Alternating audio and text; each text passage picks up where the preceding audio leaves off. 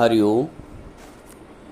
बूंद समानी समुद्र में, यह जाने सब कोय। समुद्र समाया बूंद में, ये जाने विरला कोय। सब लोग जानते हैं कि बूंद समुद्र में समाई हुई है, लेकिन विज्ञान ये कहता है, ज्ञानम, भगवान ने कहा ना, ज्ञानम तेहम सब विज्ञानम इदम वक्षामि शिष्टा। हे अर्जुन, मैं तुमको जो ज्ञान बता रहा हूँ ये विज्ञान के सहित है।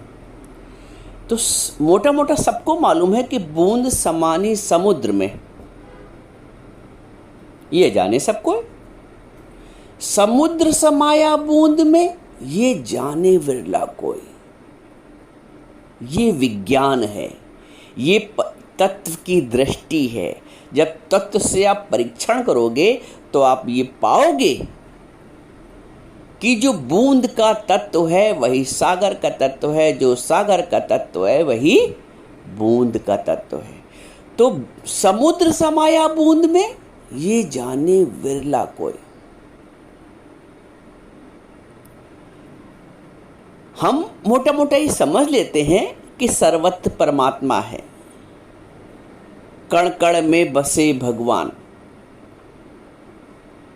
क्योंकि सात्विक बुद्धि है, हम स्वीकार भी कर लेते, और सत्य भी यही है कि कण कण में बसे भगवान, पहचान सके तो पहचान। कण कण में भगवान को जानने के पश्चात भी हमें अनुभव नहीं होता है। थोड़ा सूक्ष्म विषय है, समझना। हम इस बात को गुरु के मुख से ये जान लेते हैं कि सर्वत्र परमात्मा के सिवा कुछ नहीं है, और भगवान भी ये कहते हैं कि मतः परतरम नान्यत किंचित अस्ति धनंजय। मुझसे परे हे धनंजय, मुझसे परे कुछ भी नहीं है, सर्वत्र मैं ही हूँ। इसकी स्वीकारोक्ति मन भी कर लेता है, बुद्धि भी स्वीकार कर लेती है, लेकिन अनुभव एक अध्ययन होता है। आपने पढ़ लिया, कुछ अध्ययन कर लिया, लेकिन उस अध्ययन का अनुभव हो जाए, ये अध्यात्म है। जिसका हम अध्ययन कर रहे हैं उसका अनुभव हो जाए, ये अध्यात्म है।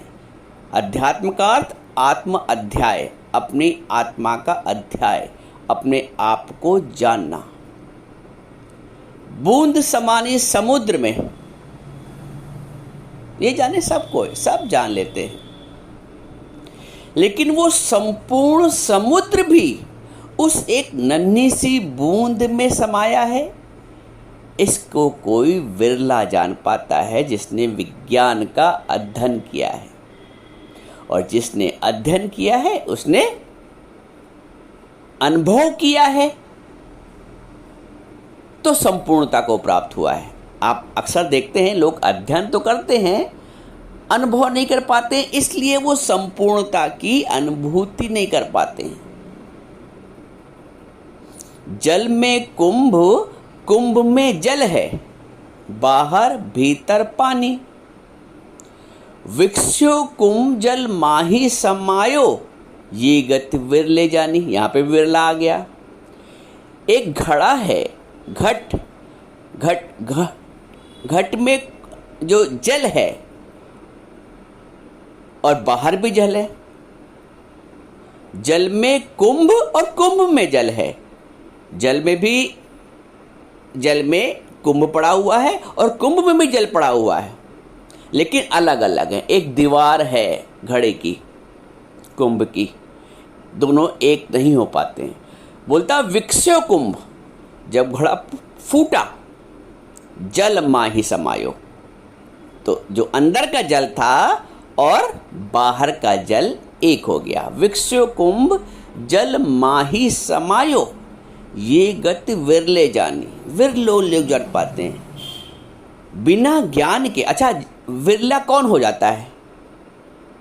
जो सत्संग के द्वार पे सतगुरु के सन्मुख आता है, जो सत्संग के द्वार पे सतगुरु के सन्मुख आता है, जो सतगुरु के सन्मुख आता है उसका विवेक जागृत हो जाता है, और जिसका विवेक जागृत हो जाता है वो विरला हो जाता है। फिर समझो विरले की परिभाषा। विरला वो है जो सत्संग के द्वार पे आया, सतगुरु के सन्मुख आया, विवेक की जागृत हुई तो वो विरला हो गया। बिन सत्संग विवेक ना हुई, आपने सुना है। तो विरला, आपको उस विरले मनुष्य की जो पदवी है ना, वो विरले की पदवी है। और यदि तुमने उस विरले की पदवी को प्राप्त नहीं किया, एक साधारण मनुष्य का जीवन जिया, तो इस पद से जे नर चूके आए जाए दुख पाए। कौन से पद? मनुष्य के पद से। इस पद से जे नर चूके, चूक गए। यहां पे तुमने अपनी विवेक की जागृत नहीं की, तुम विरलों की कैटेगरी में नहीं आए। एक समान पुरुष होके जिए। खाई भोजन जनी औलाद, ये तो पशु भी जाननहार। यही जीवन यदि मनुष्य ने जिया तो वो एक साधारण जीवन रहा। लेकिन जिसने अपने विवेक की जागृत की, जिसने सतगुरु की प्राप्त की है, तो ये जाने विरला कोई। कहने का तात्पर्य आप साधारण से विरले की श्रेणी में आइए, तब आप वैज्ञानिक बन जाएंगे। ज्ञानम तेहम सविज्ञानम इदम वक्ष्यामि अशिष्टा यज ज्ञात्वा भूयो अन्यत् ज्ञातव्यम अविशिष्यते। हे अर्जुन, मैं तुमको इस ज्ञान को विज्ञान के सहित बताता हूं, और जिसके जानने के पश्चात इस भूमि पर कुछ भी जानने को शेष नहीं रह जाता। यज ज्ञात्वा भूयो अन्यत् ज्ञातव्यम अविशिष्यते। जब तुमने समझ ही लिया कि सागर और बूंद एक है, तो अब क्या जानने को शेष रह गया है? तो बात ये बता रहा था कि आपको ये तो मालूम है कि सर्वत्र भगवान है, ये आपने स्वीकार भी कर लिया। लेकिन वो जो भगवान का तत्व है, यदि मैं अपने आप को बूंद समझ रहा हूं, तो ज्ञान ये कहता है बूंद और सागर तात्विक दृष्टि से एक है। यदि इसको और अच्छे से समझो, एक तो बूंद और सागर की बात हो गई, जीव और ब्रह्म। यदि मैं अपने आप को जैसे बूंद, अपने आप को एक क्षुद्र सी बूंद मान रही है, तब तक उसमें मरने जीने का भय है, मिटने और बनने का भय है, सुखी दुखी होने का भाव है, मान अपमान का भाव है। वैसे ही जीव को भी, यदि हम अपने आप को जीव मान रहे हैं, मात्र जीव मान के एक हद है, जैसे एक बूंद की एक हद है ना, अपनी जीव की भी एक हद है। मैं किसी का पिता, किसी की माँ, किसी की सास, किसी की बहू, किसी का छोटा भाई, किसी का बड़ा भाई, किसी की ननंद, किसी का देवर, किसी का गुरु। गुरु का भी भाव है तब भी जीव भाव है, शिष्य का भाव है तब भी जीव का, क्योंकि एक हद आ गई, मैं शिष्य, मैं गुरु। मिटना बनना छोड़ दिया, आई जीवन के सार में, आई बेहद बाजार में। हद हद चले सब कोय, बेहद चला न कोय, और बेहद के बाजार में खड़ा कबीरा रोए, कि यहाँ तो मैं अकेला हूँ, मुझे अपने जैसा कोई दिखता ही नहीं है। तो उस बेहद के बाजार में उस बूंद को समुद्र में मिलना है। जीव का ब्रह्म से एकाकार हुए बिना मनुष्य का जीवन सार्थक नहीं है। नदी का बिना सागर में मिले उसका जीवन सार्थक नहीं है। नदी तब तक बहती रहेगी जब तक वो सागर से मिल नहीं जाती, विलय नहीं हो जाता है। जीव तब तक भटकता रहेगा जब तक वो परमात्मा से एकाकार नहीं हो जाता है। कुछ लोग तो स्वीकार नहीं करते, अरे नहीं भाई, हम कैसे आत्मा, हम कैसे ब्रह्म, हम तो क्षुद्र से प्राणी हैं, हम तो विकारी प्राणी हैं। अरे गुरु उस विकारी प्राणी को निर्विकार कर देता है। संसार में तो सच्ची बात है, संसार में हैं तो आप विकारी प्राणी हैं, आप अहंकारी प्राणी हैं, आप अपने आप को जीव, गंदा बंदा, माता पिता, हद, एक हद बना लिए। उस हद का अहंकार भी है। एक बात और भी है, उस हद का अहंकार भी है, और उस अहंकार को जरा से भी ठेस लगती है तो कितना दुख होता है। दुखी सिर्फ अहंकार करता है। इन्हें समझना कि कोई बेटा बेटी संबंधी समाज दुखी कर रहा है। दुखी अपनी इच्छाएं, अपना अहंकार करता है, क्योंकि अहंकार में अधिकार छिपा हुआ है ना। अधिकार को पूर्ति नहीं होती तो फिर अहंकार को ठेस लगती है। तो क्योंकि अच्छा, क्यों दुखी है? इसका मूल कारण क्योंकि एक क्षुद्रता का भाव है, एक सीमितता का भाव है, क्योंकि विशालता को जाना ही नहीं है। मेढक जब कुएं में था तो वो समझता था यही संसार है। किसी ने निकाल के उसको तालाब में डाल दिया, अरे वाह इतना बढ़िया, तो बड़ा आनंद है। फिर किसी ने निकाल के उसको नदी में डाल दिया, ओहो इतना आनंद यहाँ पे, इतना विशाल एरिया, इतना स्वच्छता है इस नदी में। फिर किसी ने निकाल के उसको समुद्र में डाल दिया, आहा अनुभव, इंद्रियातीत अनुभव। कुएं में था इंद्रियों से अनुभव हो रहा था, नदी में था थोड़ा सा और अच्छा अनुभव हो गया, समुद्र में पहुंच गया तो इंद्रियातीत अनुभव, इंद्रियों से अतीत। हम जब तक जीव भाव के दायरे में हैं, जीव भाव रूपी कुएं में हैं, शरीर भाव रूपी कुएं में हैं कि I am mister so and so, I am Mrs and so. इंद्रिया जब तक उस कुएं की हद में है जीव भाव की, तब तक इंद्रिय अतीत आनंद नहीं प्राप्त हो सकता है। और जीवन जो मनुष्य का है वो इंद्रियातीत आनंद को प्राप्त करने के लिए हुआ। आप दो कितने गफलत मनुष्य रहता है, वो सारे आनंद आंखों से बाहर जो इंद्रियां हैं इनसे प्राप्त करना चाहता है, और प्राप्त जीवन भर उन्हीं से प्राप्त करता रहता है। इन आंखों से अच्छा दिख जाए, इन कानों से अच्छा सुन जाए, इन मुख से अच्छा शब्द निकले, मतलब सिर्फ बाहरी इंद्रियों में। लेकिन इंद्रियों के सुख तो हैं क्षणिक, आनंद नहीं है इंद्रियों के सुख में। जो आनंद है जिसकी परिभाषा भगवान बताते हैं वो इंद्रियातीत आनंद है। जब आप इंद्रियों से परे जाते हैं, और सारे मनुष्य जीवन भर इंद्रियों के सुख में, इंद्रिय मजे में लगे रहते हैं। और लक्ष्य कहाँ है? क्योंकि मनुष्य इंद्रिय का सुख तो भाई पशु भी ले रहा, एक छिपकली भी ले रहा है, एक पक्षी भी ले रहा है। इंद्रियों का सुख तो सभी ले रहे हैं ना भाई।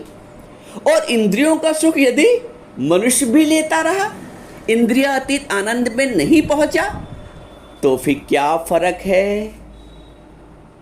खाई भोजन जनी औलाद, ये तो पशु भी जाना ना।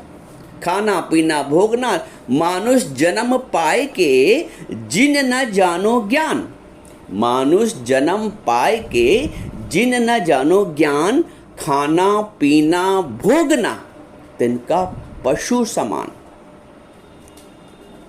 मनुष्य भी यही करता रहा, खाया पिया भोगा सुख लिया, और यही होता है। ज्ञान के बिना यही होता है, और ऐसा ही करते मनुष्य अपने 80-90 साल की आयु गुजार देता है और जीवन समाप्त हो जाता है, और प्राप्त भी कुछ नहीं होता है, क्योंकि वो इंद्रियों के सुख में रह गया। तो वो समझता हमारा उद्देश्य, हमारा लक्ष्य बस यही है, स्वयं की इंद्रियों से सुख, पति पत्नी से सुख, संतान से सुख, संपत्ति से सुख। बड़ा विचित्र सुख की परिभाषा मनुष्य ने बना रखी है। संपत्ति से सुख, 1 इंच जमीन में भाई भाइयों में लड़ाई हो रही है, दीवार तुमने ये ईंटे की कैसे बराबर से होनी थी, ये ईंटे की भी हद तो मेरे में आ गई, जो ईंटे की दीवार तुमने बीच में उठाई। इसमें भी कहाँ वासनाएं, कहाँ। तो इंद्रियातीत आनंद कैसे प्राप्त होगा? और लक्ष्य क्योंकि मनुष्य हो। यदि तो कह दो हम मनुष्य नहीं, हम भी पशु हैं, ठीक है करते रहो। लेकिन यदि अपने आप को मनुष्य कह रहे हो तो इंद्रिय अतीत आनंद की ओर ही चलना पड़ेगा। और इंद्रिय अतीत आनंद सत्संग के माध्यम से गुरु के सन्मुख बैठ के ही प्राप्त होता है, क्योंकि गुरु जागृत करता है। पत्थर में अग्नि है लेकिन घर्षण से उसको प्रकट किया जाता है। हमें वो इंद्रिय अतीत आनंद है, भगवत भाव है। गुरु उसको हमारे अहंकार को घर्षण करके प्रकट कर देता है, जो संसार में नहीं हो पाता है। तो बूंद समानी समुद्र में ये जाने सब कोय, लेकिन समुद्र समाया बूंद में ये जाने विरला कोय। तो तुमको विरला बनना है और ये समझना है कि वो परमात्मा मुझ में ही व्याप्त है। सत्संग का सार ये है कि ये समझना है कि वो जो परमात्मा सर्वत्र व्याप्त है वो मुझ में भी तो है। मैं कैसे छूट जाऊंगा भाई? बसा राम मुझ में और मैं राम में हूं।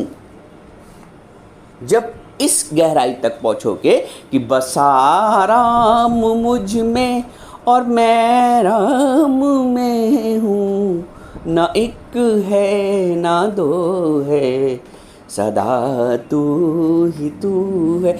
वो राम मुझ में बसा है, ना एक है ना दो, सिर्फ तत्व ही तत्व।